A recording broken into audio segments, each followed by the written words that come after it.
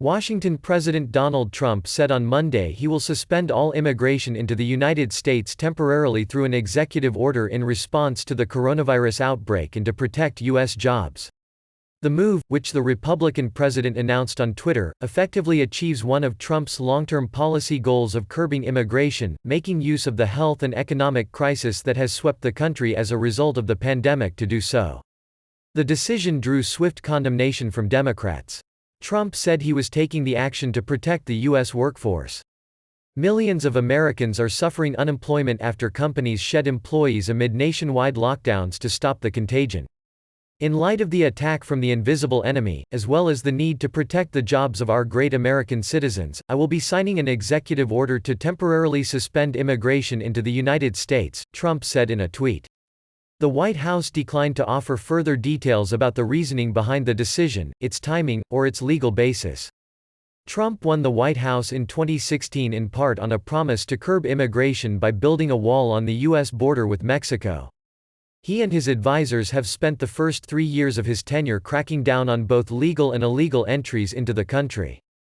"You cut off immigration, you crater our nation's already weakened economy," former Democratic presidential candidate Julian Castro said in a tweet. "What a dumb move." The development comes as the U.S. death toll from the virus topped 42,000 on Monday, according to a Reuters tally. The U.S. economy has come to a near standstill because of the pandemic. More than 22 million people applied for unemployment benefits in the last month. "It makes sense to protect opportunities for our workforce while this pandemic plays out," said Thomas Homan, Trump's former acting director of U.S. Immigration and Customs Enforcement. "It's really not about immigration. It's about the pandemic and keeping our country safer while protecting opportunities for unemployed Americans." The United States has the world's largest number of confirmed coronavirus cases, with more than 780,000 infections, up 27,000 on Monday. But the president has made a point of saying the peak had passed and has been encouraging U.S. states to reopen their economies.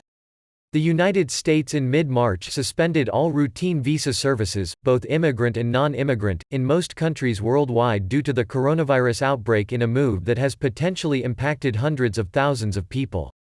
U.S. missions have continued to provide emergency visa services as resources allowed, and a senior State Department official in late March said U.S. was ready to work with people who were already identified as being eligible for various types of visas, including one for medical professionals.